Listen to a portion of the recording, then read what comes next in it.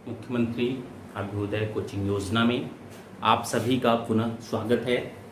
हम लोग जैसा कि पिछली क्लास में जो बात की है अभी तक, उसमें हम लोगों ने क्या क्या देखा।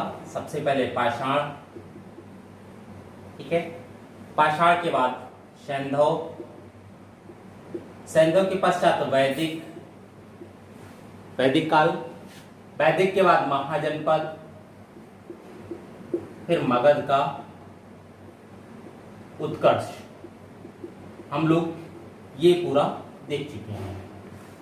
और जब मगध के उत्कर्ष की हम लोग बात करते हैं तो उसमें हम लोग देखते हैं क्या है मगध के उत्कर्ष में, कि मगध के उत्कर्ष के पश्चात मगध में मौर्य साम्राज्य की स्थापना होती है।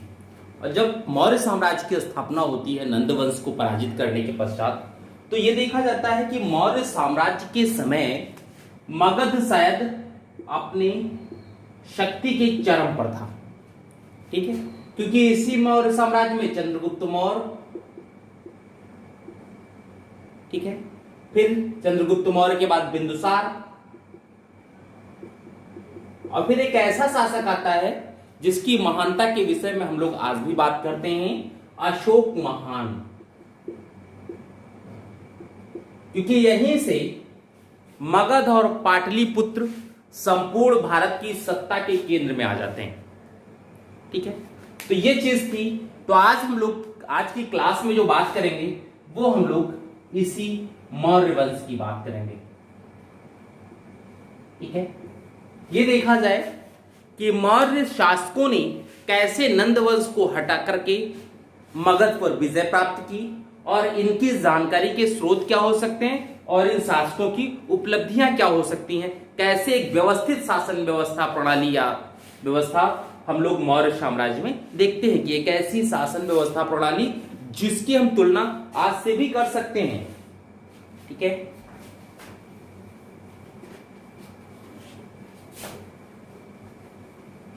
सबसे पहले मौर्य वंश,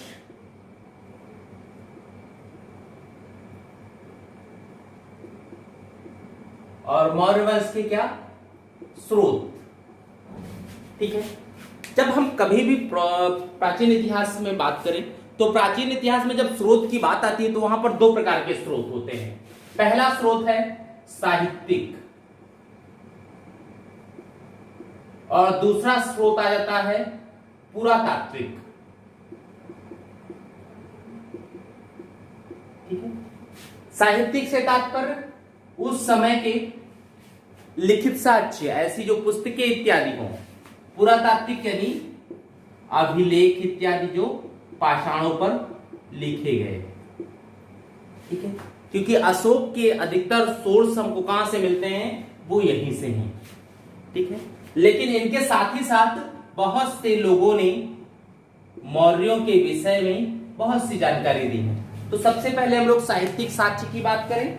साहित्यिक स्रोत में ये देखिए कौन कौन सी पुस्तकें हैं जिनमें मौर्य साम्राज्य का उल्लेख मिलता है। सबसे पहला विशाख दत्त की मुद्रा राक्षस,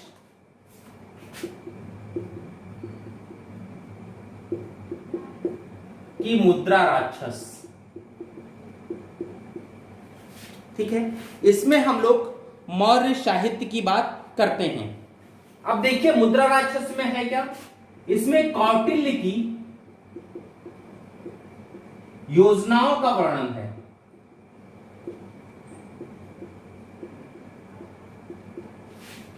जैसे जब हम कौटिल्य की बात करते हैं तो ये कहते हैं महापद्मनंद के दरबार में कौटिल्य गए थे, चूंकि बहुत कुरूप थे लेकिन विद्वता थी। उनकी कुरूपता की वजह से महापद्मनंद ने कौटिल्य को बड़ा बेइज्जत किया और दरबार से भगा दिया। उसी दिन कौटिल्य ने शपथ खाई कि जब तक हम नंद वंश का विनाश नहीं कर देते तब तक चैन से नहीं बैठेंगे। वो महापद्मनंद के दरबार से वापस फिर तक्षशिला की ओर जा रहे थे। उसी समय विंध्य पहाड़ियों में कहीं एक बच्चा मिला जो राजकीलम नामक एक खेल रहा था। उनको उस बच्चे में लगा कि इसमें राजत्व के कुछ गुण हो सकते हैं।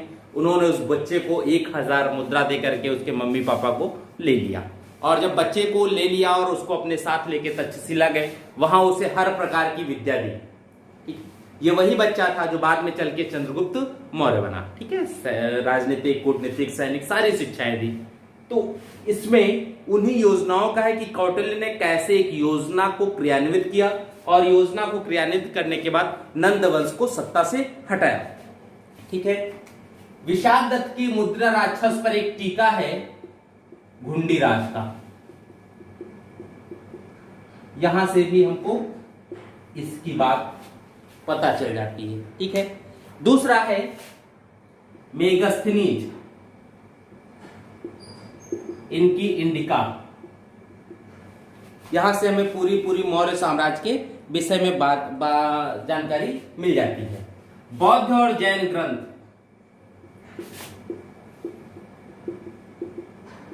क्योंकि दोनों धर्मों का उदय हो चुका था, दोनों धर्मों में कहीं ना कहीं इन शासकों की भी रुचि किसी न किसी की रहती थी, प्रश्रय भी दिया धर्मों को, और जब प्रश्रय दे रहे हैं तो स्वाभाविक है उन धर्मों से रिलेटेड जो भी बुक लिखी जाएगी धार्मिक चीजें रहेंगी, लेकिन जिस शासक ने उस धर्म को बढ़ाने का प्रयास किया हो उस शासक का उल्लेख उसमें जरूर रहेगा, उस शासक की कुछ योजनाओं का भी उल्लेख हो सकता है, ये सारी चीजें हो सकती हैं। तो बौद्ध और जैन धर्म ग्रंथ हो गए। ठीक है, नेक्स्ट विष्णु पुराण,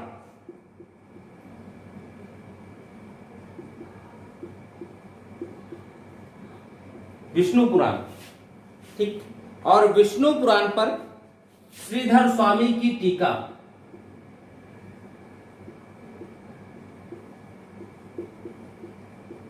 विष्णु पुराण में भी मौर्यों का उल्लेख किया गया है। ठीक है, फिर कौटिल्य का अर्थशास्त्र,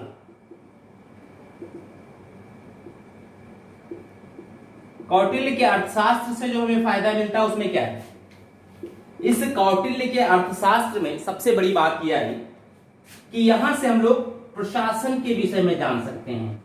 ठीक है, तो यहां से प्रशासन, फिर आती है पतंजलि का महाभाष्य। इस महाभाष्य में पतंजलि ने क्या किया है, चंद्रगुप्त की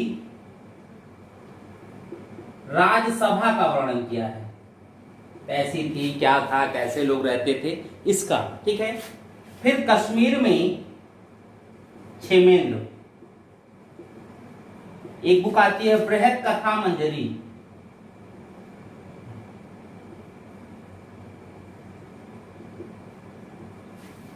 ठीक है, बृहद कथा मंजरी, और सोमदेव की, यही के है कश्मीर के ही सोमदेव, कथा सरित सागर। ठीक है, कथा सरित सागर।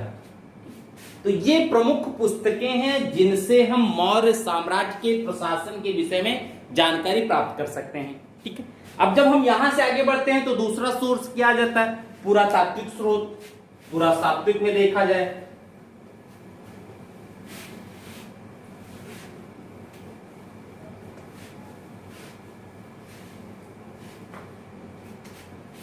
पुरातात्विक स्रोत। ठीक है, अब देखिए पुरातात्विक से स्रोत में जो सबसे पहले है वो है अशोक के अभिलेख, लगभग 40 अभिलेख, सॉरी।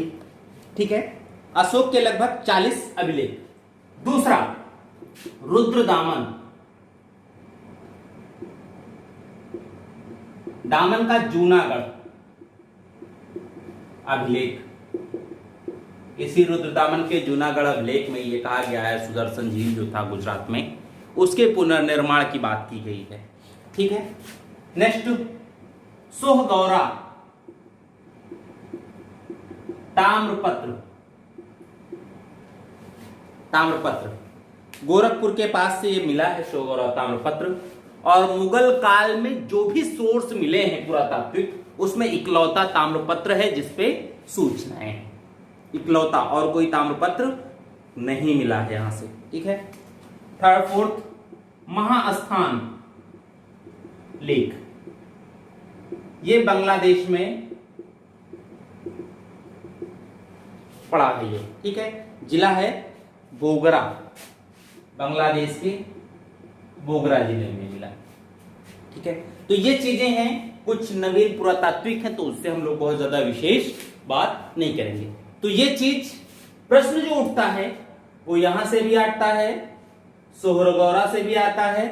सोहरगौरा और महास्थान से ये पूछा जा सकता है, यहां से जो पूछेंगे स्थापित कहां है कि लोकेशन पूछ लेता है। ठीक है, रुद्रदामन के जूनागढ़ अभिलेख से एक तो पूछता है, जूनागढ़ अभिलेख बहुत इजी क्वेश्चन हो गया। क्वेश्चन को टफ करना है तो सुदर्शन झील निर्माण, पुनर्निर्माण किसने करवाया, कब करवाया, और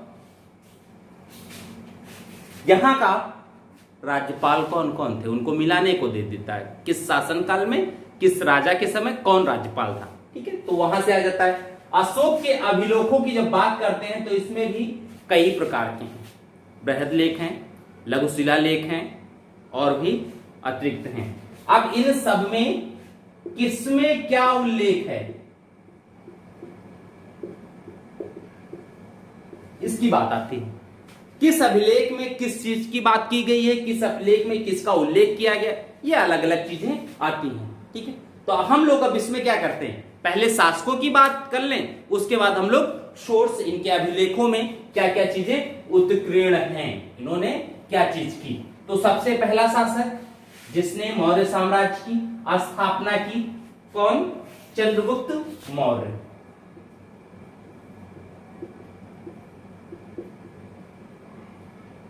चंद्रगुप्त मौर्य। ठीक है, जो इनके शासन की बात आती है वो ये आती है कि 323 सिकंदर की डेथ हुई, उसके डेथ के कुछ ही समय बाद ये सत्ता पर आ गए। तो इनको कहते हैं 322 ईसा पूर्व से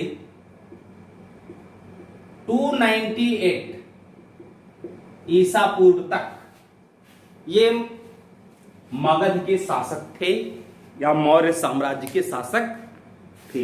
इनके विषय में जी। अब सत्ता कैसे प्राप्त की, कहते हैं घननंद के समय या घननंद को पराजित करने के लिए सिकंदर से भी इन्होंने मुलाकात की थी, जिसका प्लूटार्क उल्लेख भी करते हैं। ठीक है, अब समस्या ये है कि अगर सत्ता प्राप्त कर ली तो सत्ता चलाई कैसे होगी। ठीक है, तो उस पर हम लोग बात करते हैं कि सत्ता का कैसे इन्होंने क्रियान्वयन किया, सत्ता को कैसे मजबूत लेके गए। भाई पहले से ही घनानंद ने इतनी ज्यादा सेना इत्यादि मजबूत कर दी है कि उस सेना को सिर्फ एक व्यवस्थित रूप दे देना है और प्रशासन अच्छा, मजबूत, ईमानदार होना चाहिए। अगर वो चीजें हो रही तो साम्राज्य दिन पर दिन फलता फूलता रहेगा और उत्तराधिकारी भी इनके बहुत अच्छे आए। लेकिन अशोक के बाद उन्हीं उत्तराधिकारियों की कमी की वजह से मौर्य साम्राज्य पतनशील हुआ। ठीक है, तो चंद्रगुप्त मौर्य के कार्य अब सीरियल से देखते हैं। देखिए, सबसे पहले तो हम लोग इनकी उपाधि देख लें।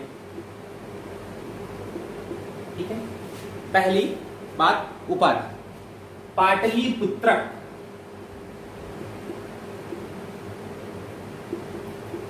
पुत्रक एक किया गया।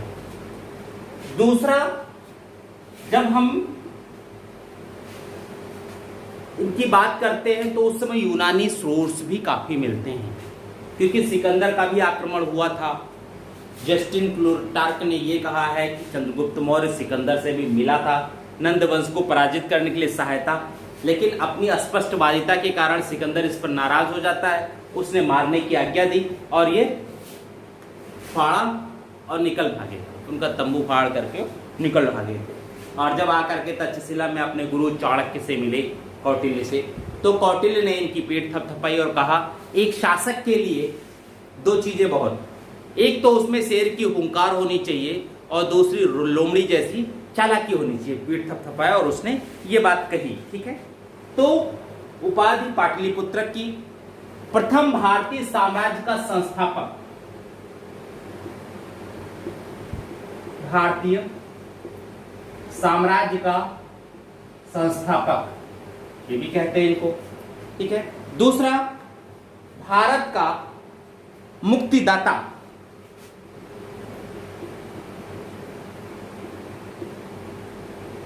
अलग अलग इतिहासकारों ने अलग अलग नामकरण इनका दे दिया है। ठीक है, मुद्रा राक्षस में चंद्रगुप्त को देवता की पदवी से सुशोभित किया गया है। ये ध्यान रखिएगा। मुद्रा राक्षस में पूछ सकते हैं कुछ भी। मुद्रा राक्षस में चंद्रगुप्त मौर्य को देवता की पदवी से सुशोभित किया गया है। इतना अंतर हो गया। वहां देवता मिल गए कहां? मुद्रा राक्षस में। तो ये चीजें इनके विषय में कही गई। अब इनके नाम देखिए क्या क्या मिलते हैं अलग अलग। जैसे सेंड्रोकोटस,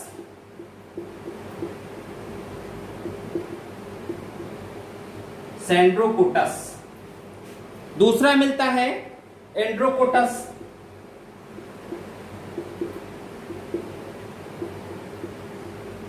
सेंड्रोकोटस, एंड्रोकोटस। तीसरा मिलता है सेंड्रोकोप्टस।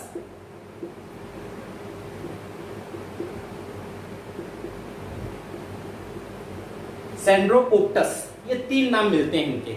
अब जब हम सेंड्रोकोटस की बात करते हैं तो इसमें मेगास्थनीज, स्ट्रैबो, जस्टिन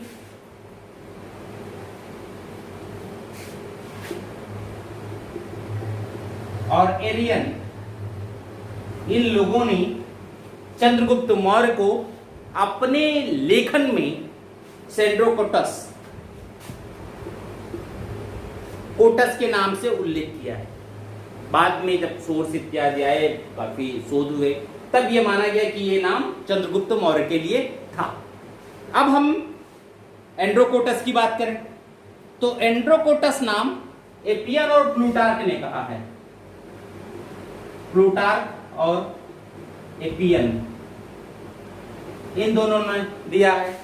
और जब कोप्टस की बात करते हैं तो फिलार्कस, इसने एंड्रोकोप्टस कहा है। तो यूनानी लेखकों ने इनके तीन नामकरण कर दिए, सेंड्रोकोटस, एंड्रोकोटस और सेंड्रोकोप्टस। ये तीन नामकरण मिलते हैं जिनके विषय में बाद में चंद्रगुप्त मौर्य से संबंध जोड़े गए कि ये नाम यूनानियों के द्वारा, चूंकि ये सारे अधिकतर उसी टाइम पीरियड में आए। सिकंदर जब आता, और सिकंदर जब आता है तो इसका भी उल्लेख जस्टिन और प्लूटार्क, इन दोनों ने ये कहा है, इन्होंने उल्लेख किया है कि चंद्रगुप्त सिकंदर से मिला था और उद्दंडता की वजह से सिकंदर इतना चंद्रगुप्त मौर्य की उद्दंडता से सिकंदर इतना नाराज हो गया कि उसने इसे मृत्युदंड की सजा सुना दी। लेकिन सिकंदर उसके जो तंबू था वहां से तंबू को फाड़ करके चाकू से और भाग निकला चंद्रगुप्त। ठीक है, तो ये चीजें इन लोगों ने उल्लेख की हैं। इनके इस उल्लेख के आधार पर हम ये कह सकते हैं कि संभव है चंद्रगुप्त ने नंद वंश को पराजित करने के लिए, सत्ता से हटाने के लिए सिकंदर से सहायता की बात की हो, क्योंकि सिकंदर भी नंद वंश के खिलाफ इस स्थिति में नहीं था कि वो नंद वंश को पराजित कर सके। चंद्रगुप्त भी अभी इस स्थिति में नहीं थे कि वो घननंद को पराजित कर सके। इसलिए अगर दोनों एक साथ आ जाते तो संभव था कि नंद वंश को पराजित कर सकते थे। तो एक जरूरी है, नहीं ऐसा नहीं है कि नहीं मिला होगा, संभव था कि चंद्रगुप्त ने सिकंदर की सहायता प्राप्त करनी चाहिए हो, लेकिन अस्पष्टवादिता के कारण सिकंदर नाराज हो गया हो, क्योंकि चंद्रगुप्त के बचपन से ही उसके ऊपर चाणक्य का प्रभाव था। और जब चाणक्य का प्रभाव है तो उसे सिर्फ एक ही सपने दिखाए गए थे, नंद वंश की समाप्ति है। आगे बढ़ते हैं हम लोग।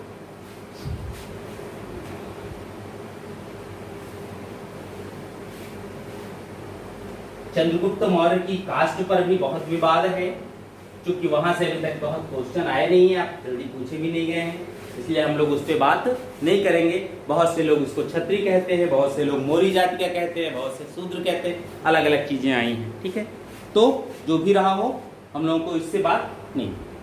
अब देखिए इनका जो जीवन था प्रारंभिक, जब हम इनके प्रारंभिक जीवन की बात करते हैं तो ये देखते हैं कि चाणक्य या कौटिल्य या विष्णुगुप्त, तीनों नाम एक ही व्यक्ति के, ये प्रारंभ में जब पाटलिपुत्र की राजसभा में नंद वंश के शासक के द्वारा पराजित हुए, अपमानित किए गए, तो अपमान का बोझ जिनका इतना भारी था कि वो उस अपमान के बोझ को धोना चाहते थे और अपनी योग्यता के माध्यम से धोना चाहते थे, क्योंकि उस समय ये होता था कि शासक का जो प्रधानमंत्री होता है कोई ब्राह्मण होता था और ब्राह्मण इस शासक को बनाए रखने और हटाने का काम करता था, ये मान रखते थे। चाणक्य में भी बुद्धि बहुत जबरदस्त थी, तो उसे वो अपमान महसूस हुआ। और अपमान क्यों? उसके चेहरे के रंग को लेकर के, काला बहुत था, इसलिए उस पर अपमानित किया गया। तो उसने एक बदला लेने की बात सोची। स्वयं ब्राह्मण है, एक शिक्षक है, एक आचार्य थे तक्षशिला यूनिवर्सिटी में, तो खुद तो ऐसी सेना इत्यादि नहीं कर सकते। अब उनको कोई एक ऐसा बच्चा था जिसमें राजत्व के गुण होते और उस बच्चे को एक सैनिक शिक्षा इत्यादि सारी कुछ दे करके उसे शासक बनाया जा सकता। कहते वहां से बहुत व्यथित मात्रा में लंगड़ाते घिसड़ाते हुए धीरे धीरे जा रहे थे। अचानक विंध्य के पर्वतों में इन्हें एक बच्चा दिखाई दिया। कुछ बच्चे जैसे भैंस वैंस चराने जाया करते थे, तो बच्चे अचानक गए हुए थे, उनके जानवर चल रहे थे और उन्हीं बच्चों के द्वारा एक राजकीलम नामक खेल खेला जा रहा था। और उसमें देखे कि एक बच्चा एक ऊंची जगह पर बैठा हुआ बच्चों के आपस के झगड़ों को बहुत आसानी से निपटा रहा था। चंद्रगुप्त को लगा नहीं, इस बच्चे में तो राजसी गुण हैं, अगर इसके इस एज में इतने अच्छे निर्णय हो सकते हैं तो इसमें राजत्व के गुण हैं। ये उस बच्चे के पास पहुंचे, उसके मम्मी पापा से मुलाकात की और 1000 मुद्रा दे करके इस बच्चे को अपने साथ लेके चले गए। तक्षशिला में बाकायदा शिक्षा का, उसमें तक्षशिला सबसे बड़ी यूनिवर्सिटी होती थी विश्व की शायद, तक्षशिला में पूरा शिक्षा का व्यवस्था किया, इनको पूर्णतः शिक्षित किए गए हर चीज में। और जब ये बड़े हो गए तब इनका एकमात्र उद्देश्य नंदवंश की समाप्ति, यही था। गुरु दक्षिणा में और कुछ उसने नहीं लिया और अंत में चंद्रगुप्त मौर्य ने नंदवंश को समाप्त किया। तो ये प्रारंभिक जीवन है, जैसा कि हम लोगों ने बात की इसके प्रारंभिक जीवन की, चंद्रगुप्त मौर्य के प्रारंभिक जीवन। अब हम लोग इनकी उपलब्धियां देखें। अब इनकी उपलब्धियों में जब हम देखते हैं तो सबसे पहले तो 2 वाक्य जस्टिन और प्लूटार्क के, जिनके विषय में परीक्षाओं में पूछा जाता है। पहला, जस्टिन, इन्होंने चंद्रगुप्त मौर्य की सेना को डाकुओं का गिरोह कहा है। डाकुओं का गिरोह, एक ये चीज पूछा जाता है। और इन्होंने ये कहा है चंद्रगुप्त के माध्यम से भारतीयों ने अपनी गर्दन से दास्ता का जुआ उतार फेंका। क्या कहा इन्होंने? चंद्रगुप्त के माध्यम से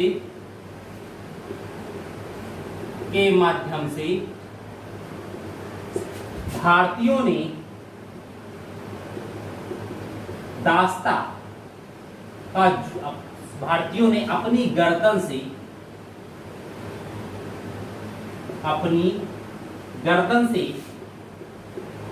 दास्ता का जुआ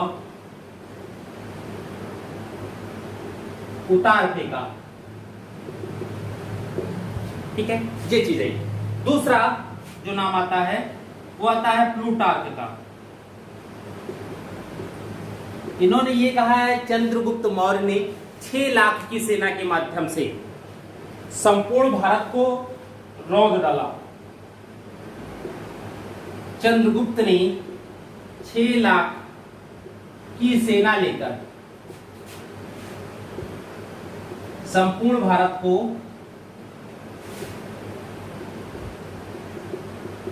रौंद डाला।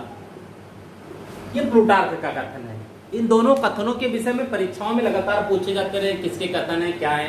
तो प्लूटार्क क्या कह रहा है? 6 लाख सेना। देख लीजिएगा, सेना की संख्या की जब बात आएगी तो प्लूटार्क है, और जब सेना की संख्या की बात नहीं है, ऐसे ही है जिसमें इसकी सेना को डाकुओं के गिरोह की बात आती है तो वहां जाते हैं जस्टिन। ठीक है, कारण क्या है इन लोगों ने ऐसी चीज कही? क्योंकि सिकंदर के जाने के बाद जो हमारा पश्चिमोत्तर सीमा है वहां पर सिकंदर के कई प्रांत स्थापित हो गए थे। सिकंदर के सेनापतियों ने वहां साम्राज्य की स्थापना कर ली थी और चंद्रगुप्त मौर्य ने सेना जो था कुछ तो अपनी सेना बनाई। उसके बाद देसी बनाम विदेशी की बात की उसने कि भारतीय होकर के हम विदेशियों की सत्ता को कैसे स्वीकार कर सकते हैं, इसलिए विदेशियों को हम पहले राष्ट्र से बाहर निकालें। और इस बात को उभारा और बाद में स्थिति क्या हुई कि जो सैनिक थे उनके, उन्होंने ही चंद्रगुप्त मौर्य का साथ दिया और चंद्रगुप्त ने उन सैनिकों के माध्यम, अपने कुछ सैनिक थे इनके माध्यम से विद्रोह करवाया उनकी सेना में और सत्ता उधर की अपने पास जीत ली। और जब विदेशी सत्ता जीत लेंगे, विदेशी क्षेत्रों को जीत लिया, पंजाब इत्यादि का, काबुल, कांधार ये क्षेत्र जीत लिए, तब इनके पास क्या था, नंद वंश की सत्ता को उखाड़ने का। ठीक है, देखिए सिंध में जिस समय की बात कर रहे हैं, उस समय सिंध में फिलिप द्वितीय इनका शासन था। ठीक है, और पंजाब में यूडेमस का शासन है। ये दो लोग हो गए। इसने क्या किया, इन विदेशियों के खिलाफ राष्ट्रीय युद्ध,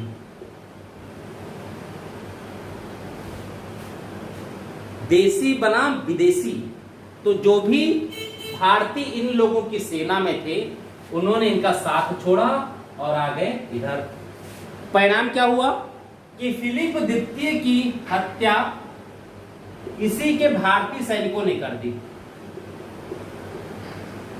और जाकर के चंद्रगुप्त से मिल गए। जब ये घटना जैसे के लिए यूडेमस डर गया और ये स्वयं भाग गया सब कुछ छोड़ करके। अब ये दो क्षेत्र किसके पास आ गए, चंद्रगुप्त के पास आ गए। यानी चंद्रगुप्त आर्थिक रूप से और सैनिक रूप से, इन दोनों रूप से क्या होगा, मजबूत होगा, क्योंकि इनकी संपूर्ण भारतीय सेना चंद्रगुप्त के अधीन आ गई। यहां जो भी खजाना होगा चंद्रगुप्त को मिल गया। तो जब ये सारी चीजें मिल गई तो चंद्रगुप्त के लिए अच्छा क्या है कि अब नंद वंश पर आक्रमण किया जाए। अंतिम नंद शासक कौन थे, घननंद। इनके सेनापति का नाम था भद्दसाल।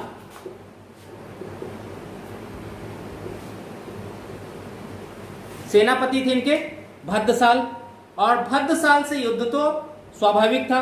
कहते हैं इस युद्ध का वर्णन जो है वो मिलिंद पंथों में होता है। कहते हैं भद्दसाल पराजित हुए, बाद में सत्ता चंद्रगुप्त के हाथ में आ गई। ठीक है, कहते हैं इनको, इसीलिए ये कहा जाता है कि ये जो टाइम है वो है 322 ईसा पूर्व। अब देखिए, एक जब शासक बन गए चंद्रगुप्त, तो शासक बनने के बाद चंद्रगुप्त का एक और महत्वपूर्ण युद्ध होता है, वो है सेल्यूकस के साथ। और उस युद्ध में संधियां होती हैं जिसके विषय में पूछा जाता है, सेल्यूकस से युद्ध।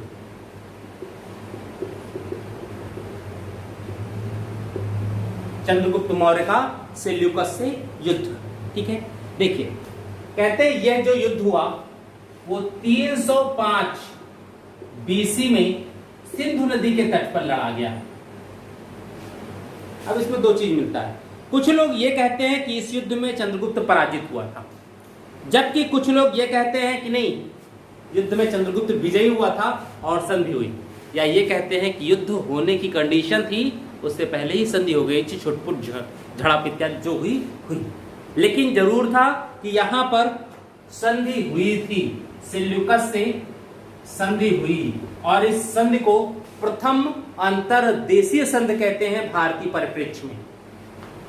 ठीक है, भारत के इतिहास में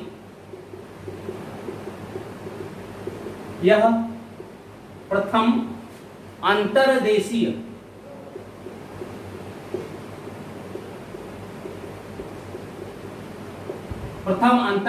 संधि है।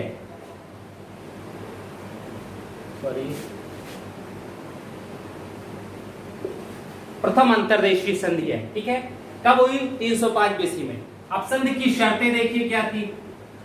फर्स्ट, प्रथम संधि की शर्त क्या थी, इन 4 संधियों में 4 प्रांत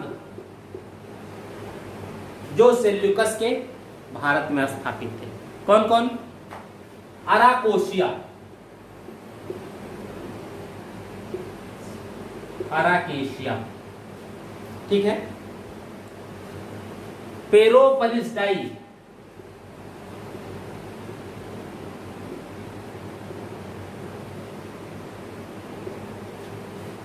पेरोपलिसडाई, एरिया और जेट्रोसिया, ये 4 प्रांत। अरब एशिया से तात्पर्य कांधार, ये है कांधार। पेरोपरिडाई काबुल, एरिया का मतलब हेरात। जेड्रोसिया का मतलब है मकरान तट। ठीक, ये 4 प्रांत चंद्रगुप्त मौर्य को दिए गए।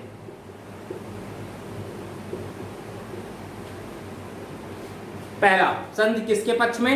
चंद्रगुप्त मौर्य के। दूसरा, सेल्यूकस ने अपनी पुत्री हेलेना का विवाह चंद्रगुप्त मौर्य से किया। दूसरी संधि किसके पक्ष में? चंद्रगुप्त मौर्य के पक्ष में। थर्ड, चंद्रगुप्त ने सेल्यूकस को 500 हाथी प्रदान किए। तीसरी संधि किसके पक्ष में? सेल्यूकस के पक्ष में। ठीक है, नेक्स्ट चौथा, तो ये ऊपर लिखना।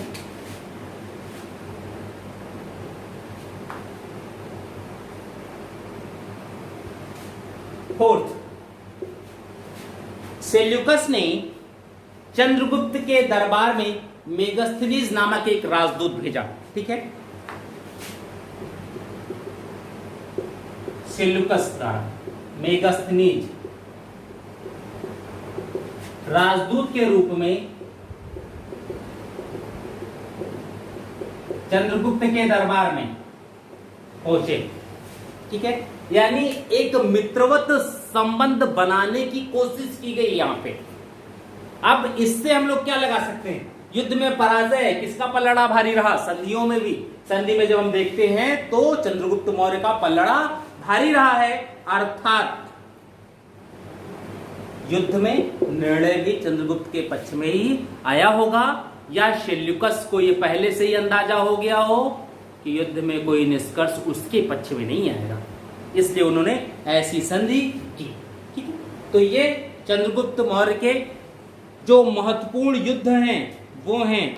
यानी एक चीज ध्यान रखिएगा, यहां जो पूछा भी जाता है उसमें यह कि बिंदुसार वो मेगस्थनीज किसके दरबार में आया था? तो मेगस्थनीज चंद्रगुप्त मौर्य के दरबार में आया था। अब देखिए, मिटा दो इसे। कुछ और काम चंद्रगुप्त मौर्य के।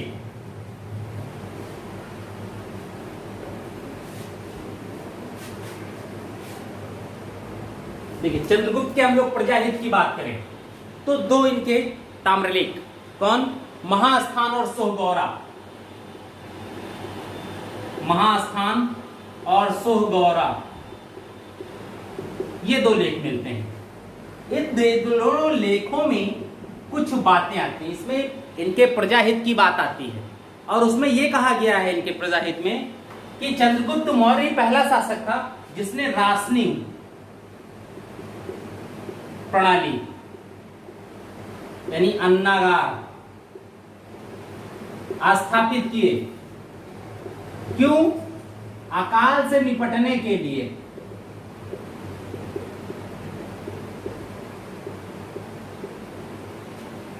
ठीक, पहली चीज राशनिंग प्रणाली, पब्लिक को अकाल जैसी विपत्ति से निपटने के लिए, यानी उसको कोई कष्ट विशेष ना हो, उसके लिए अन्नागार स्थापित कर रहे हैं। यानी भू राजस्व अन्न के रूप में भी लिया जाता रहा होगा, और उन अन्न को जो लिया जाता है भू राजस्व में, इसको ये एकत्रित भी करते होंगे, यानी 6-7 महीने का स्टॉक लग के चलते रहो कि अगर अकाल की स्थिति आ जाती है तो पब्लिक में ये राशन वितरित किया जाए, भूखों न मरने पाए पब्लिक। ठीक है, दूसरा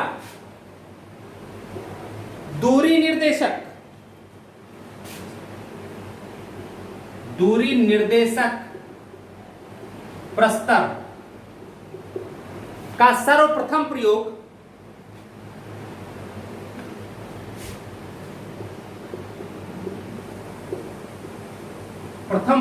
चंद्रगुप्त ने ही किया। ये दूरी निर्देशक क्या होता है? जैसे अभी हम लोग जाते हैं कहीं पे, तो क्या होता है? पत्थर लगे रहते हैं, 1 kilometre, 10 kilometre, 15 kilometre, 3 kilometre, Gonda 5 kilometre, Bahraich 7 kilometre, Lucknow 8 kilometre, Sultanpur 20 kilometre, Allahabad 100 kilometre, ये चीजें रहती हैं। तो उनका यहां पर, और उसके विषय में यह कहा जाता है कि इन प्रस्तरों के माध्यम से, इन प्रस्तरों के स्थान पर उसने स्तंभ लगवाए थे छोटे छोटे, और वो एकदम दूरी के अनुसार थे। 5 मील की है स्टेडिया, और ये जो प्रस्तर में दूरी दी गई, इनका नाम दिया गया स्टेडिया।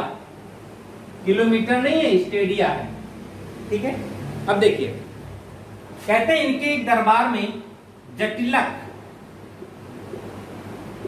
नामक मंत्री रहता था। जटिलक नामक मंत्री रहता था राज्यसभा में। इसका काम इनको बुद्धि देने का था, सिखाने का। ठीक, जो चीजें होती, ये काम है इनके। अब इनके मृत्यु की बात हम लोग सोचें, कैसे हुआ। चंद्रगुप्त मौर्य भद्रबाहु के बहुत बड़े शिष्य थे, और भद्रबाहु ने ही घोषणा की थी कि लगातार 12 वर्ष तक मगध में अकाल पड़ेगा। क्योंकि भद्रबाहु के शिष्य है चंद्रगुप्त, इसलिए भद्रबाहु क्या हुआ, कर्नाटक के श्रवणबेलगोला चले गए। ठीक, तो चंद्रगुप्त मौर्य ने भी क्या किया, अपने पुत्र सिंहसेन, यही सिंहसेन हम बिंदुसार से तुलना करते हैं, सिंहसेन के पक्ष में गद्दी त्यागी और स्वयं भी श्रवणबेलगोला चले गए। ठीक, और श्रवणबेलगोला जाने के पश्चात भद्रबाहु के अनुसार लगभग 12 वर्ष तक इन्होंने अपने गुरु की सेवा की। कहते हैं कि मुकौल पड़ा और भद्रबाहु बीमार हुए, तो उस समय यही इनके साथ थे। ठीक, और जब गुरुजी मर गए, तब चंद्रगुप्त ने स्वयं भी संलेखना विधि के माध्यम से अपने प्राण त्यागे। संलेखना का मतलब होता है भूखे प्यासे रहकर।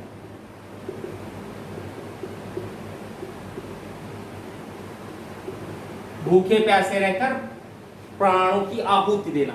ठीक है, संलेखना से कहा, श्रवणबेलगोला, कर्नाटक के श्रवणबेलगोला में चंद्रगिरी पर्वत पर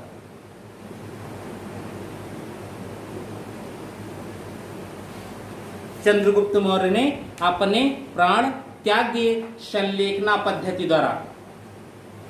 ठीक है, वहीं पर श्रवणबेलगोला में भद्रबाहु पर्वत और चंद्रगिरी पर्वत भी मिलते हैं, जहां जहां उन लोगों ने प्राण त्यागे, तो उनका ये नामकरण हो गया। ठीक है, तो ये है चंद्रगुप्त मौर्य। चंद्रगुप्त के बाद अब हम लोग बात करते हैं किसका, बिंदुसार।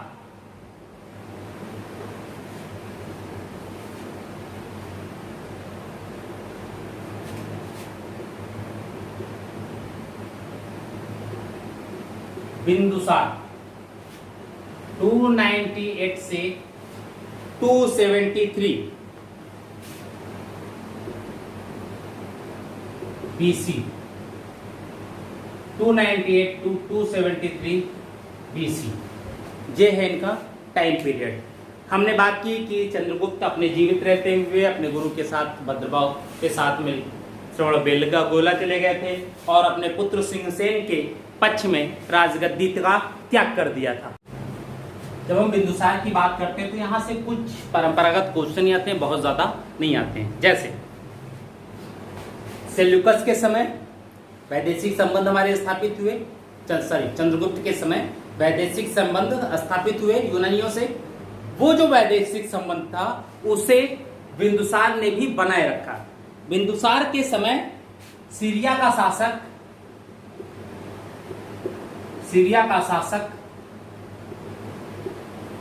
ठीक है, एंटियोकस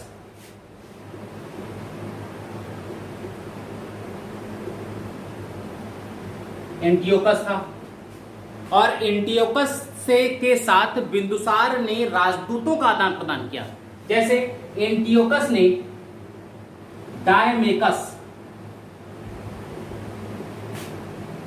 डायमेकस को अपना राजदूत बनाकर, ठीक है, इनके दरबार में भेजा। अब देखिए एंटियोकस फर्स्ट। इस एंटियोकस फर्स्ट से बिंदुसार ने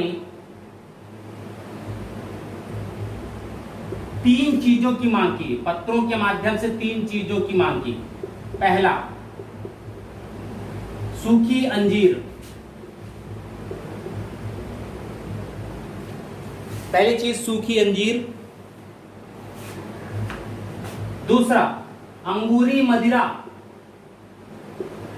जो फ्रांस में बनती है। और तीसरा, एक दार्शनिक या सोफिस्ट। ये चीज मांगी। एंटियोकस ने ये 2 चीज तो भिजवा दी, ये 2 चीज भिजवा दी, इसे नहीं भिजवाया। और पत्र जब भेजा ये 2 चीजें, तो उसमें यह कहा कि चूंकि हमारे यहाँ मानवों का आदान प्रदान नहीं होता, दार्शनिक हम नहीं भेज सकते, इसलिए ठीक है, तो 2 चीजें ये भिजवा दी, वैदेशिक संबंध बने रहे। जो दूसरा दूत आया था वो था डायोनिसियस।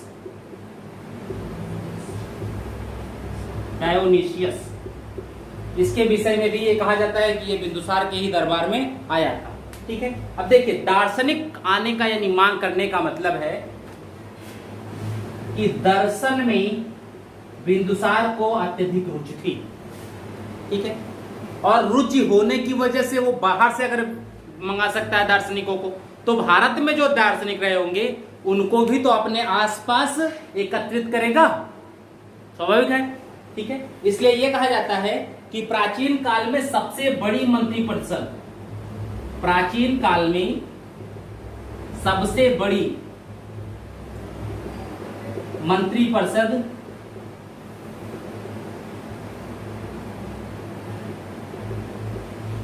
मंत्रिपरिषद बिंदुसार की थी।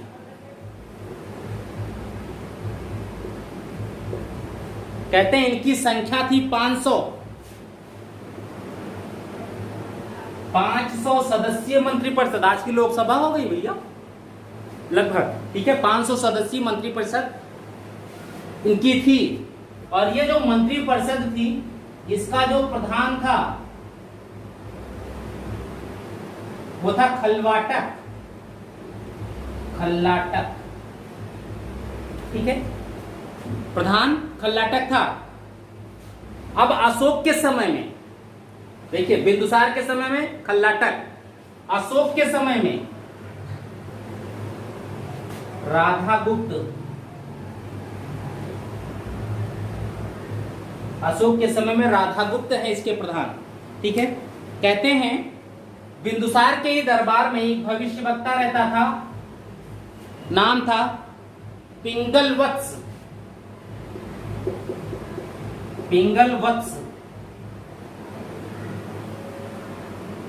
किसके? बिंदुसार के दरबार में पिंगलवत्स रहते थे। और इन्हीं पिंगलवत्स ने भविष्यवाणी की थी अशोक के जन्म पर कि यह आगे चल करके एक बहुत बड़ा राजा बनेगा। ठीक है, पिंगलवत्स ने। बाद में जब अशोक राजा बन गए तो इसके संबंध अशोक से बहुत अच्छे थे, अशोक से बहुत अच्छे संबंध थे। ठीक है, उसके बाद भी हम लोग जब देखते हैं तो कहा यह जाता है कि बिंदुसार के कई बेटे थे, जिन बेटों में सबसे बड़ा कौन है? सुसीम, दूसरे नंबर पर अशोक, और सबसे छोटा तिष्य।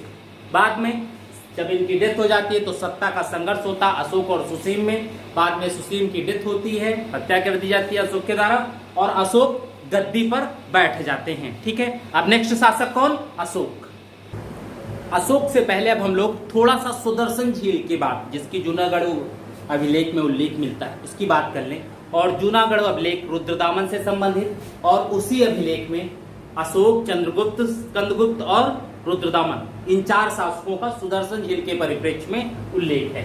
देखिए, सुदर्शन झील,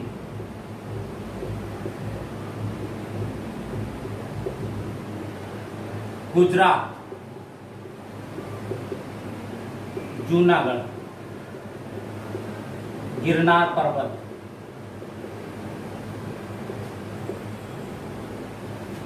ठीक, गिरनार पर्वत जूनागढ़ सौराष्ट्र प्रांत में, गुजरात के सुदर्शन झील है।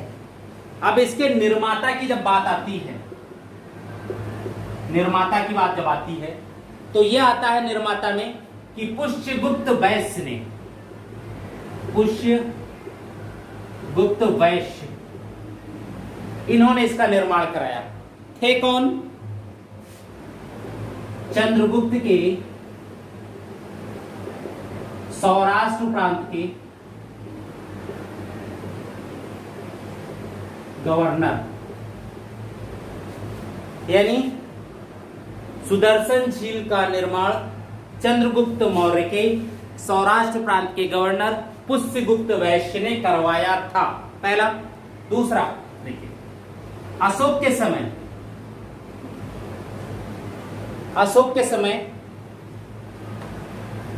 अशोक के सौराष्ट्र प्रांत के जो राज्यपाल थे, ठीक है, अशोक के राज्यपाल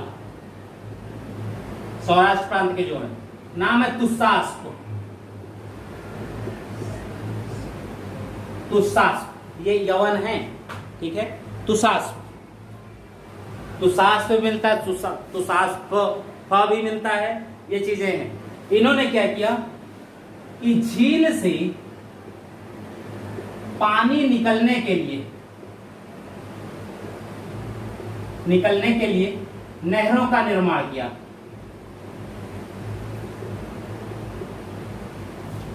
ठीक है, यानी झील में बहुत ज्यादा पानी एकत्रित हो जाएगा, ज्यादा हो जाएगा, तो स्थिति क्या होगी, नहरों को तोड़ देंगे।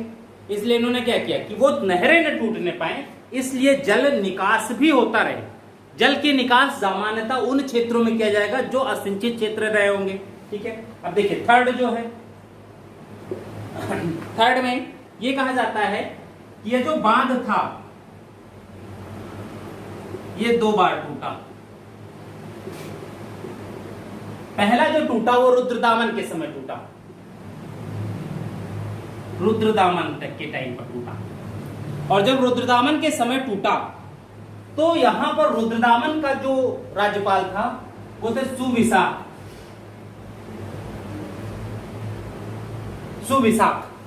ठीक है, रुद्रदामन के राज्यपाल थे। सुविशाख ने क्या किया कि बिना वृष्टि या बेगार लिए हुए, किसी प्रकार का कोई कर भी नहीं लिया, बिना वृष्टि या बेगार के ही इन्होंने सुदर्शन झील का पुनर्निर्माण करवाया। और कहते हैं बांध की जो ऊंचाई थी उसको बढ़वा दी थी और मजबूती भी उसकी ज्यादा करवा दी थी। ठीक है, लास्ट स्कंदगुप्त कहते हैं स्कंदगुप्त के समय पुनः बांध टूट गया, और जब पुनः स्कंदगुप्त के समय बांध टूट गया तो स्कंदगुप्त के राज्यपाल, या इन्हीं को कहा जाता था गोप्ता, गुप्त शासन काल में गोप्ता नाम था इनका, पर्णदत्त,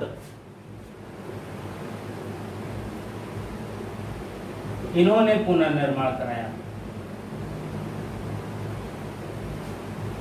ठीक है, तो यहां पर जो प्रश्न आता है वो इनको मिलाने दे देता है, किसके समय कौन से राज्यपाल थे।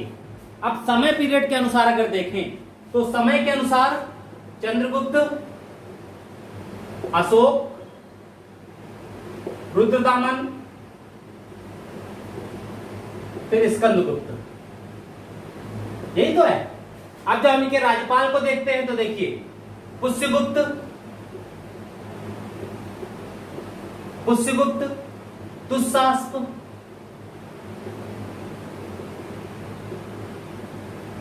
सुविशाख और पर्णदत्त, ये नाम आया। ठीक है, अब आप यहां पर नाम अगर लिखना है, इनका याद रखना, सीरियल से खाली याद कर लीजिए तो शासक ऑलरेडी याद रहेंगे। पूत, पुष्यगुप्त, तुषास्प, ठीक है, पूत, सुपुत्र, ठीक है, पूत सुपुत्र, पूत मतलब पुत्र, सुपुत्र मतलब जो अच्छा हो। ठीक है, देखिए पण पुष्यगुप्त, तुषास्प, सुविशाख, पाणदत्त। ये हो सकता है, आप खुद कुछ भी बना सकते हो, जरूरी नहीं कि जो मैंने बनाया वही याद रखो। आप अपने अनुसार, अपनी सुविधा के अनुसार जैसा आपको अच्छा लगे वो कोड बना सकते हैं, जो आपके आसानी हो याद करने में। जरूरी नहीं है कि जो मैंने बना दिया यही याद रहेगा, ठीक है। पूत सुपुत्र, ये याद रखिए, वो अपने आप सीरियल मिलता चला जाएगा। नेक्स्ट अशोक, महान।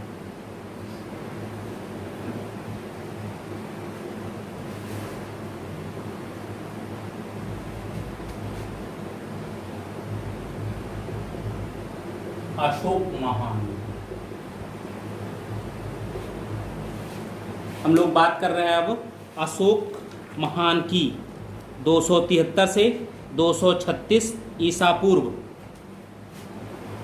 273 से 236 BC।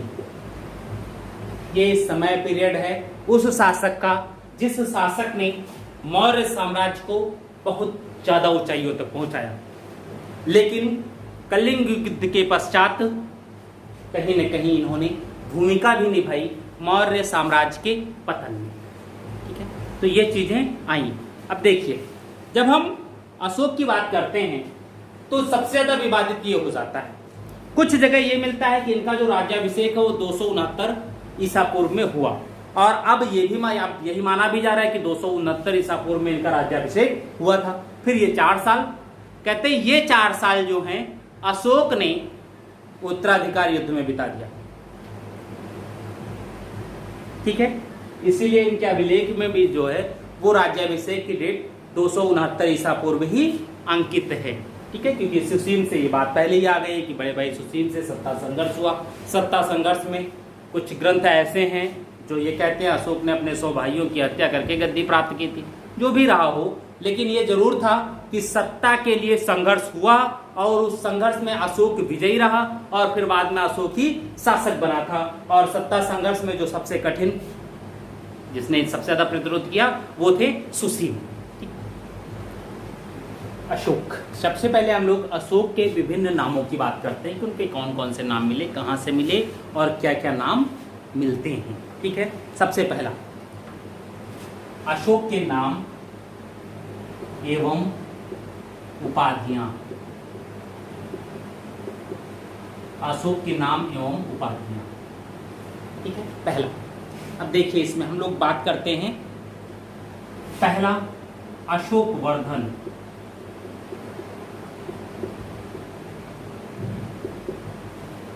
अशोक वर्धन ये मिलता है विष्णु पुराण में।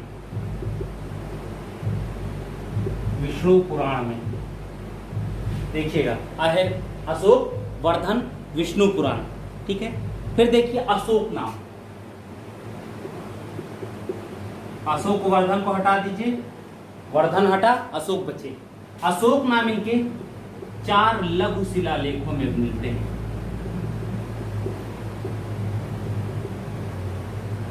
कौन कौन से? मास्की, गुर्जरा, नेत्तूर और उदयगोलन।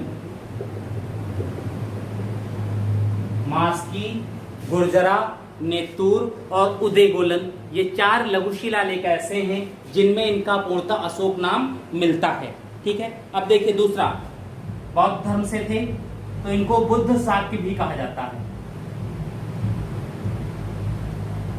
बुद्ध शाक्य भी कहा जाता है। बुद्ध शाक्य कहां से मिलता है? मास्की अभिलेख से।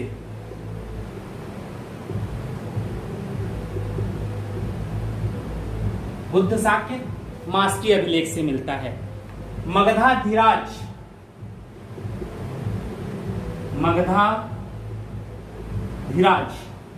मगधाधिराज की जब बात आती है तो यह भाब्रू लेख में मिलता है।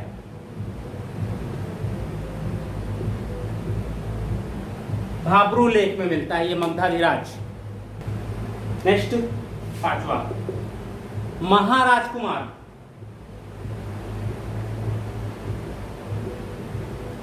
महाराजकुमार ये मिला है पनगुडरिया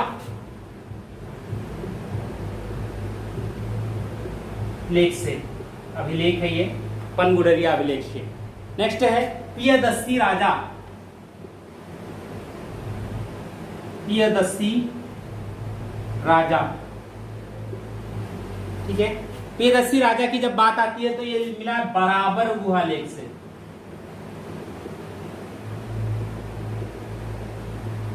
बराबर पहाड़ियों में ये चीजें हैं, ठीक है। अब देखिए, अब इसके अलावा जो मिलते हैं वो इनकी एक अलग छवि को दृष्टिगोचर होते हैं, ठीक है। जैसे देवनाम पिय पियदस्सी, देवना पिय,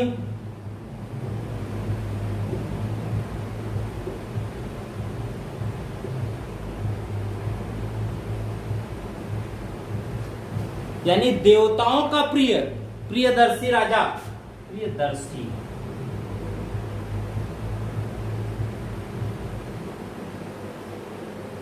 ठीक है। देवनाम प्रिय पियदस्सी, ये देखिए रुमिंदेई,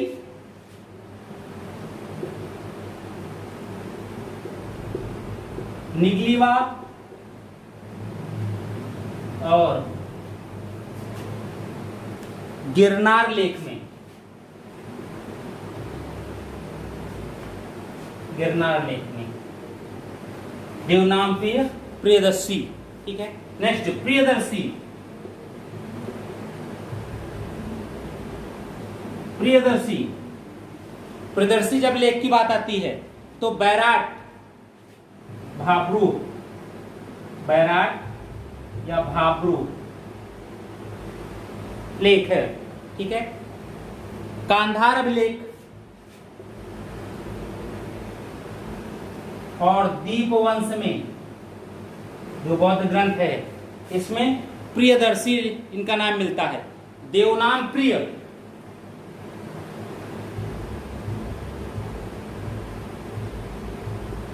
देवना प्रिय यानी देवताओं का प्रिय, देवनाम प्रिय, देवताओं का प्रिय जो हो। 12वें एवं 13वें,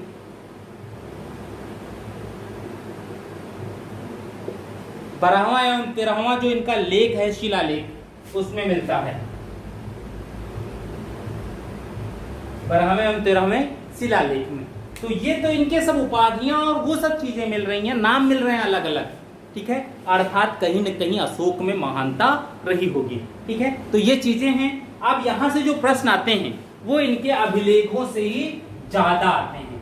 तो हम लोग अशोक के विषय में जो भी बात करेंगे वो थोड़े से इनके कलिंग युद्ध और फिर इनके अभिलेख, कौन से अभिलेख में किन बातों का इन्होंने उल्लेख किया है और वो बातें क्या हो सकती हैं, ठीक है। कब पढ़ा गया, कौन सी चीजें हैं, वो धीरे धीरे हम लोग उन्हीं में समाहित कर लेंगे क्या अभिलेख था।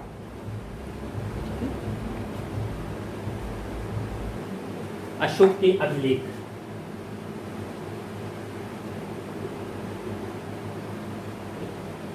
अशोक के अभिलेख देखिए, सबसे पहले इन अभिलेखों को 1750 में स्टीफेन थेलर महोदय ने खोजा था और 1837 में सबसे पहले इन्हें पढ़ा था जेम्स प्रिंसिप ने,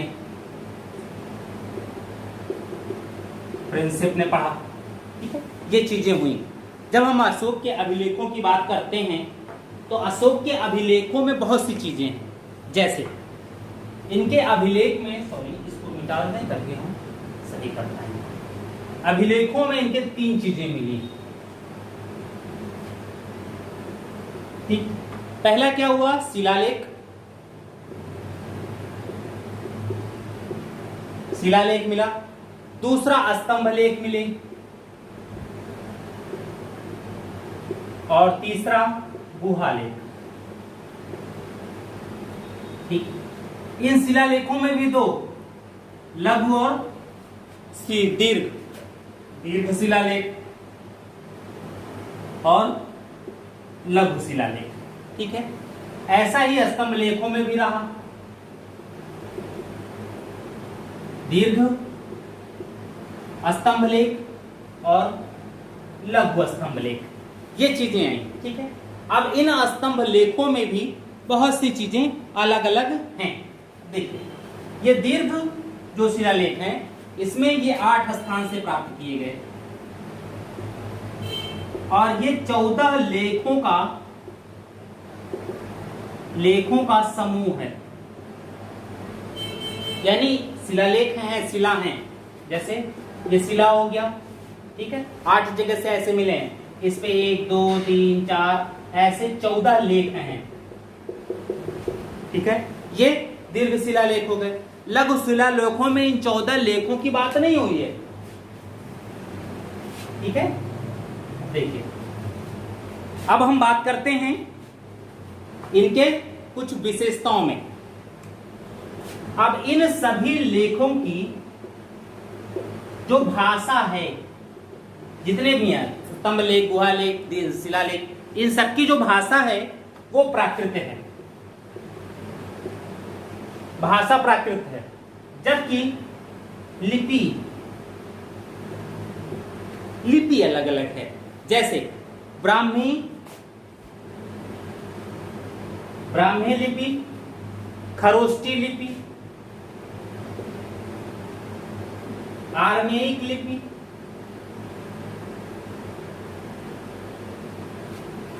लिपि, एवं यूनानी,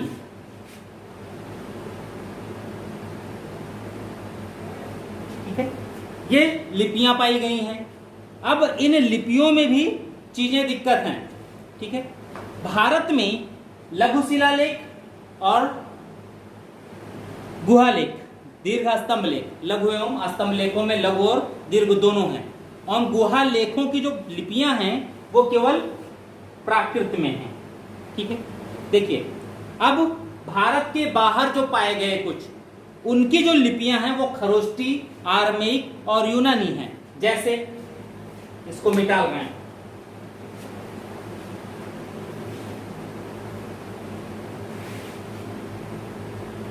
जैसे पहला, ठीक है, पहला शहबाजगढ़ी और मानसेहरा के जो अभिलेख हैं, शहबाजगढ़ी और मानसेहरा, यहां का जो लेख है उसकी लिपि है खरोष्ठी लिपि, शहबाजगढ़ी और मानसेहरा, ठीक है।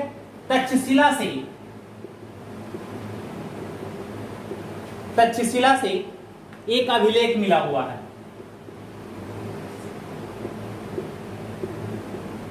का अभिलेख तक्षशिला, यह अफगानिस्तान में पड़ता है, आर्मेयिक लिपि है ये, ठीक है। नेक्स्ट देखिए, सरेकुहना कांधार, यानी अफगानिस्तान, ये भी पहुंच गया, ठीक है। सरेकुहना अभिलेख की जो भाषा है, लिपि है, वो यूनानी और आर्मेयिक द्विभाषी लेख है। ये द्विभाषीय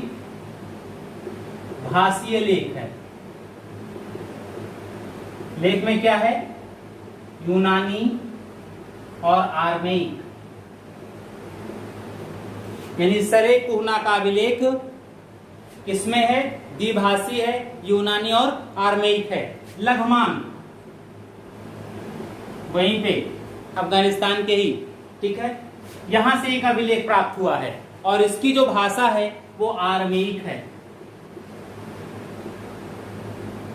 आर्मेयिक, ठीक है। ये चीजें मिली हुई हैं। अब हम बात करते हैं शिलालेखों की, इनके।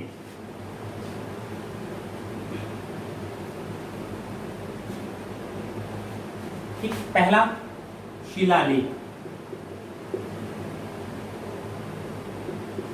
ठीक है। शिलालेखों में भी कौन? दीर्घ या बृहद शिलालेख या दीर्घ शिलालेख, ठीक है। दीर्घ शिलालेखों में हम लोगों ने बात क्या किया कि 14 लेखों का एक समूह है जो 8 विभिन्न स्थानों से पाए गए हैं, ठीक है। अब इन 14 लेखों का जो समूह है इसको चतुर्दश लेख भी कहते हैं, चतुर्दश लेख भी कहते हैं। अब देखिए, ये 8 स्थान कहां कहां से पाए गए? पहला शहबाजगढ़ी, सहबाजगढ़ी से। दूसरा मानसेहरा, मानसेहरा से। तीसरा कालसी, देहरादून, कालसी। चौथा गिरनार। पांचवा धौली। छठा जौगढ़। सातवां एर्रगुडी, एर्रगुडी। आठवां सुपारा। ये लेख पाए गए। अब देखिए इनकी लोकेशन कहां है। सहबाजगढ़ी कहां पे, पाकिस्तान, पेशावर, पाकिस्तान में। मानसेहरा पाकिस्तान, हजारा जिला।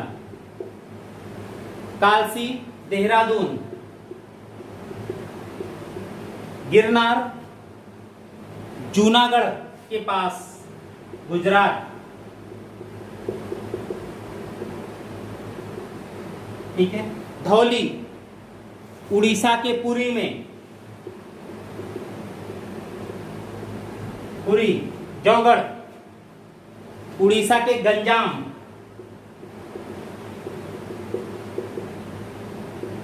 एर्रगुडी आंध्र प्रदेश के कर्नूल।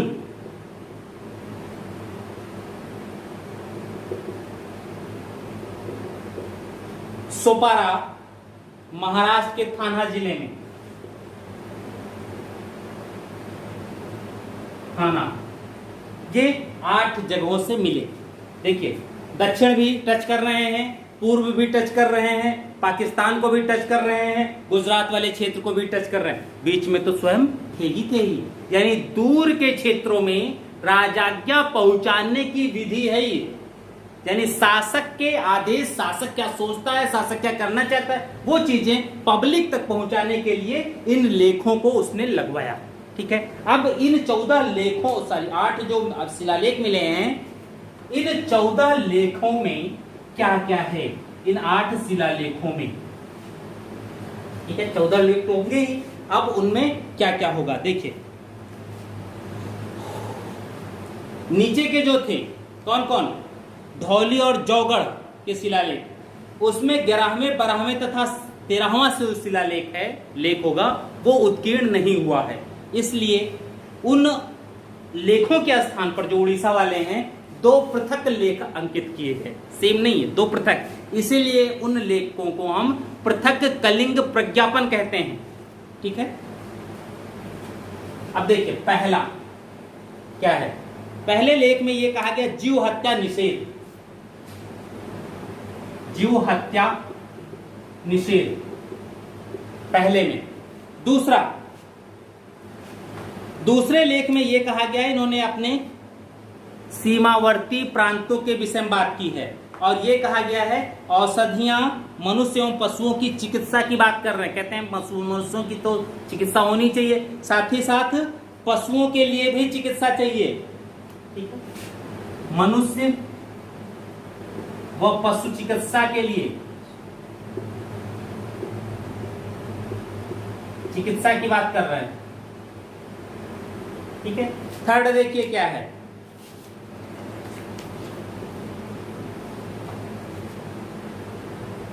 तीसरा लेख, इसमें यह कहा कि प्रादेशिक जो हैं उसके जो अधिकारी थे, ये रज्जुक और युक्त के साथ, रज्जुक और युक्त के साथ प्रत्येक 5वें वर्ष राज्य का दौरा करें और ये देखें या प्रजा को यह शिक्षित करें कि वो माता पिता की आज्ञा माने, मित्र संबंधी ब्राह्मण एवं श्रमणों के प्रति उदार रहें, जीवों की हिंसा न करें, या धर्म की जो बात हो सकती थी अच्छी, वो बात यहाँ वो कहता है। चौथे लेख में यह कहता है कि धर्म आचरण से भेरी घोष धम्म भेष में बदल गया है। धर्म आचरण से भेरी घोष धम्म घोष में बदल गया है। यानी युद्ध की बात नहीं है, धम्म घोष यानी भेरी घोष यानी सैन्य विजय जो है वो धार्मिक विजय में अब बदल गया है। पांचवें में क्या कहते हैं, इसमें ये कहते हैं कि 14वें वर्ष अशोक ने धम्म महामात्र की नियुक्ति की। धम्म महामात्र का कार्य ये था कि ये इनके बीच में जनता के कल्याण और सुख के लिए उनके कष्ट दूर करने के का प्रयास करेंगे। यानी पब्लिक के बीच में जाएंगे और पब्लिक को क्या कष्ट है, उनका सुख दुख क्या है, उन जो भी समस्याएं हैं उसे वो दूर करने का प्रयास करेंगे। छठे लेख में ये कहते हैं कि सभी जगह प्रतिवेदक, जो प्रतिवेदक यानी गुप्तचर हैं, वो जनता से संबंधित किसी भी बात को कहीं पर भी अशोक को बता सकते हैं। यानी प्रतिवेदक मुझे प्रजा के हित से संबंधित कोई भी मामला किसी भी स्थान पर बताएं या परिचित रखें। प्रजा के किसी भी मामले से मुझे सदैव परिचित रखें। ठीक है। सातवां लेख में क्या कहता है, सभी संप्रदाय के लोग सब जगह निवास कर सकते हैं। सभी संप्रदाय के लोग सब जगह निवास कर सकते हैं। जैसे आज है बसने की आजादी, आप भारत में कहीं पे भी अगर भारत के नागरिक हैं तो भारत के संपूर्ण क्षेत्र में कहीं पर भी बस सकते हैं, कोई रोक टोक नहीं है। वही चीज यहाँ वो बात अशोक कह रहे हैं कि सभी संप्रदाय के लोग कहीं पर भी रहें, कोई दिक्कत नहीं है, बस शांति से रहें, धर्म का पालन करते रहें। ठीक है। आठवां देखिए क्या है, कहते हैं 10वें वर्ष राज्याभिषेक के 10वें वर्ष राज्याभिषेक के 10वें वर्ष धम्म यात्रा का प्रारंभ किया। धम्म यात्रा की प्रारंभ की और सबसे पहले कहां गए, बोध गया। सबसे पहले बोध गया। ठीक है। 9वां शिलालेख, दीर्घ शिलालेख, इसमें कहते हैं दास, सेवक, ब्राह्मण, श्रमण इत्यादि के प्रति उदार रहें। इनको दान इत्यादि देना चाहिए। ठीक है। 10वां, इसमें यह अशोक ये कहते हैं यश और कीर्ति के स्थान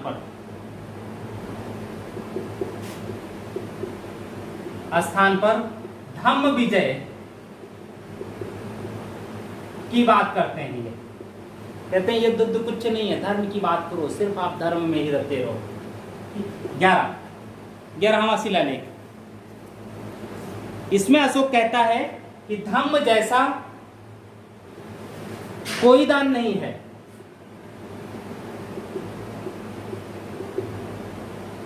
धम्म जैसा कोई दान नहीं है। धम्म जैसी कोई प्रशंसा नहीं है।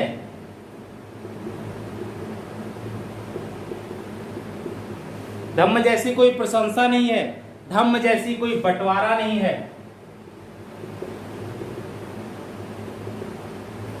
ठीक है। और धम्म जैसी कोई मित्रता नहीं है। यानी धम्म ही सब कुछ है, धम्म का ही पालन करो, कोई और चीज नहीं। 12वां लेख इनका क्या है, 12वें लेख में क्या कहते हैं, इसमें कहा है सभी संप्रदायों के सार में वृद्धि हो। यानी कोई संप्रदाय ऐसा न हो जिसका विकास न हो, सभी संप्रदायों की सार में वृद्धि होनी चाहिए और करना चाहिए। ठीक है। 13वां लेख, इसी लेख में 13वें लेख में ही ये कहते हैं राज्याभिषेक के 8वें वर्ष कलिंग विजय का उल्लेख है। और इसमें ये कहते हैं कि इस कलिंग विजय में लगभग 1.5 लाख लोग मारे गए थे, विस्थापित हुए थे, और 1 लाख व्यक्ति मारे गए थे। कहते हैं इस कलिंग विजय के बाद अशोक इतना ज्यादा द्रवित हो गया कि उसने इसी के बाद कहा धम्म विजय करेंगे, भेरी घोष नहीं होगी, अब धम्म घोष होगा। ठीक है, और इसी के बाद उन्होंने युद्ध नहीं किया। इसी 13वें लेख में ही इन्होंने 4 सीमावर्ती शासकों का उल्लेख किया है, विदेशी शासक, साथ ही साथ दक्षिण के शासकों का उल्लेख है। 13वां शिलालेख इनका लेख जो है 13वां, वो सबसे ज्यादा इंपॉर्टेंट है। देखिए इसमें क्या क्या है। जैसे जब हम इन शासकों की बात करते हैं तो इन शासकों में इन्होंने क्या किया है, तुलामाया, पहला तुलामाया, दूसरा अंतेकिन, तीसरा मक, चौथा आलिक्य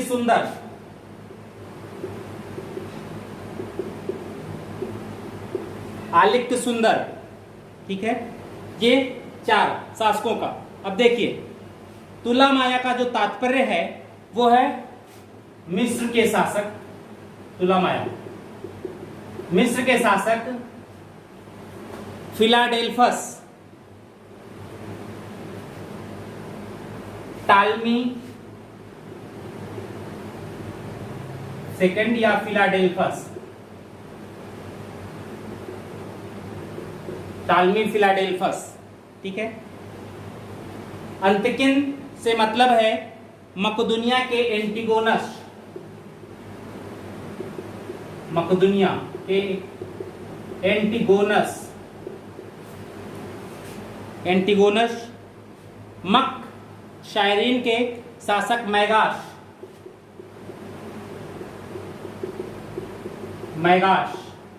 आलिक्य सुंदर से तात्पर्य है एपिरस का अलेक्जेंडर,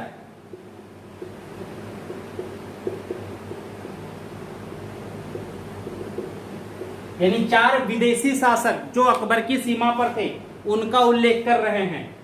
साथ ही साथ अब देखिए 4 दक्षिण के जो शासक थे,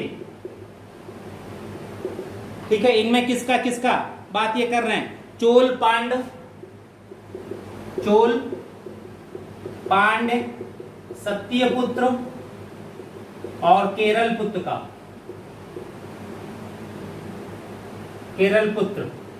है भाई, पुत्र का, इन 4 का उल्लेख करते हैं। किसमें, 13वें लेख में। 14वां लेख की जब हम बात करते हैं तो कहते हैं बहुत सी बातें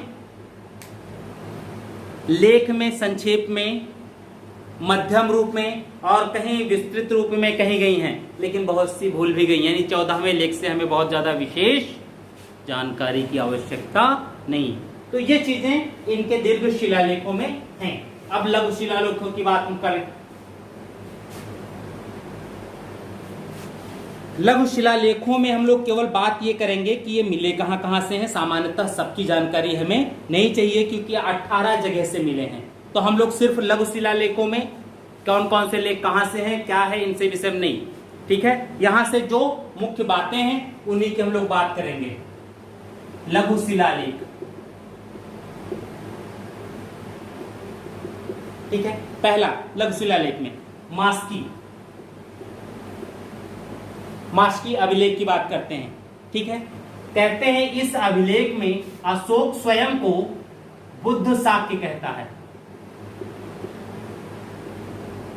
ठीक है। मास्की अभिलेख में अशोक, मास्की में अशोक नाम भी मिलता है, ठीक है, स्वयं को बुद्ध शाक्य कहता है और इसी में उसका अशोक नाम भी मिलता है। जैसे अशोक नाम की मास्की, गुर्जरा, नेतुर और उदयगोलन, ये 4 थे जिनमें अशोक नाम उसका मिलता है, ठीक है। भाब्रू या वैराट अभिलेख, ठीक है। देखिए इसमें क्या है, इसमें अशोक का नाम प्रियदर्शी मिलता है, प्रियदर्शी नाम मिलता है अशोक का, ठीक। और कहते हैं इसी अभिलेख में बौद्ध धर्म के त्रिरत्न, इसी में बौद्ध धर्म के त्रिरत्न क्या कौन कौन से हैं? बुद्ध, धम्म तथा संघ का उल्लेख है। बुद्ध, धम्म व संघ, इनका उल्लेख है। किसमें? भाब्रू या बैराट में। नेतुर या उदयगोलन, इसमें भी अशोक नाम मिलता है। नेतुर, उदयगोलन आबलिक गुर्जरा,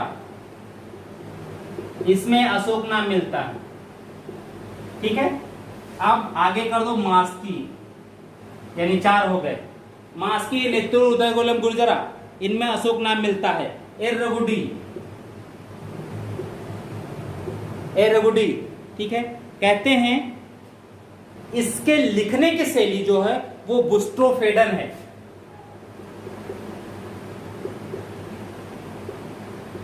फेडन शैली में लिखा गया है, लेखन है उल्टा, ठीक है। जैसे अन्य अभिलेखों में जो लिखने की शैली है वो है बाएं से दाएं, यानी ऐसे। यहां क्या है? उर्दू की तरह लिखा गया है, ठीक है। अब आइए स्तंभ लेखों पर।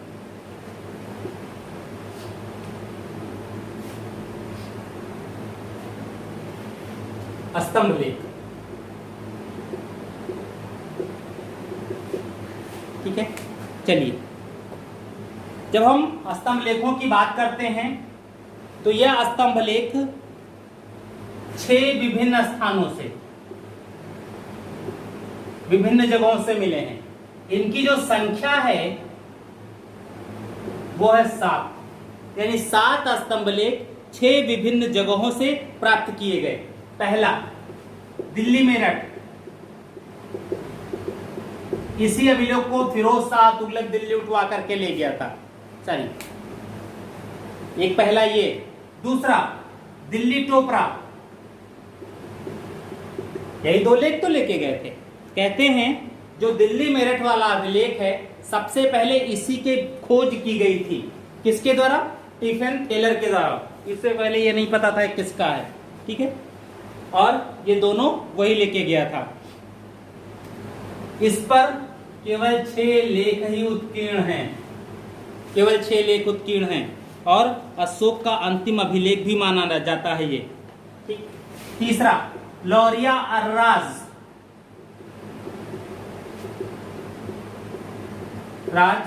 लौरिया नंदनगढ़, अशोक के तीसरा चौथा, ठीक है। ये दोनों कहां है? चंपारण में। चंपारण कहां है? बिहार में, ठीक है। नेक्स्ट देखिए रामपुरवा, 5वां रामपुरवा, ये भी बिहार के चंपारण में ही है, ये भी चंपारण में ही है। लास्ट जो है प्रयाग, प्रशस्ति की बात आती है, ठीक है।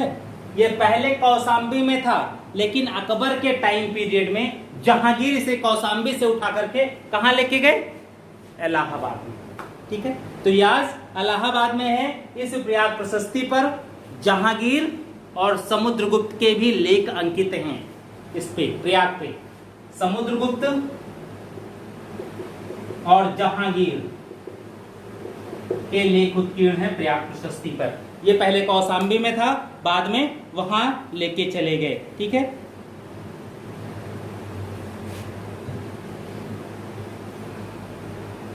सामान्यतः इन लेखों में अशोक ने अपने शासन की ही बात की है, कैसे शासन चलता था, क्या चीज कैसे थी, शासन कैसे चलाया जा सकता है, ठीक है। ये चीजें हैं और इसी में अपनी बातें करते हैं।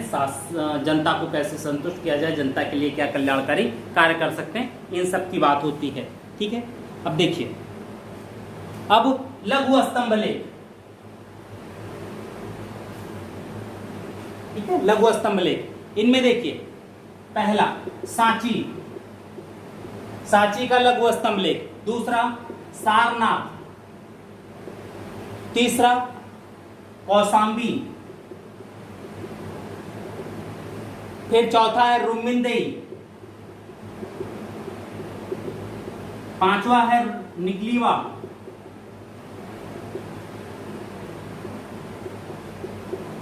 पांचवा निगलीवा। ये 5 हैं, ठीक है। और इन सभी पर अशोक की राजघोषणाएं खुदी हुई हैं। जैसे यह एमपी में मिला है सांची का, कहते हैं संघ भेद रोकने का बात है इसमें, संघ भेद रोकने की बात की गई है किसमें, सांची में। दूसरा ये वाराणसी में के पास है, इसमें भी वो संघ भेद रोकने की बात करता है, महामात्रों को आदेश देता है कि वो संघ भेद रोकने का आदेश अपने महामात्रों को देता है। कौशाम्बी, ये कौशाम्बी में जो मिला है, कहते हैं प्रयाग के स्तंभों में, इसमें कौशाम्बी लेख में अशोक की रानी कारुआकी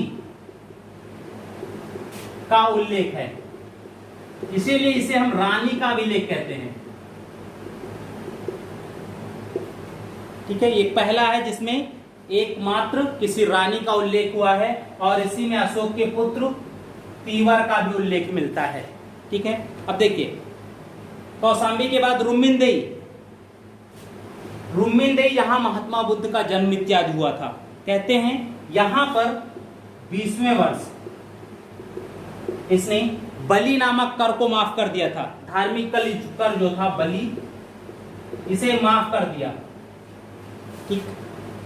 और जो राजस्व था उसे घटा करके 1/8 राजस्व कर दिया था, ठीक है। धार्मिक स्थान था, ये काम इन्होंने वहां किया, ठीक है। अब देखिए निगलीवा, यहां कहते हैं 12वें वर्ष यात्रा की, निगलीवा की यात्रा की थी 12वें वर्ष। और यहां पर भी क्या था, कनक मुनि के स्तूप का संवर्धन किया था, यहां पर स्तूप का संवर्धन किया। गुहा लेखों से प्रश्न आते नहीं है। अब हम लोग मौर्य प्रशासन की बात करेंगे। इन क्लास काफी लंबी हो रही है, इसलिए आज हम लोग बस इतना ही करेंगे। प्रशासन की बात जो है वो नेक्स्ट क्लास में कर लेंगे, ठीक है। आज के लिए बस इतना ही। मुख्यमंत्री अभ्युदय कोचिंग क्लासेस से जुड़ने के लिए आप सभी का बहुत बहुत स्वागत है। धन्यवाद।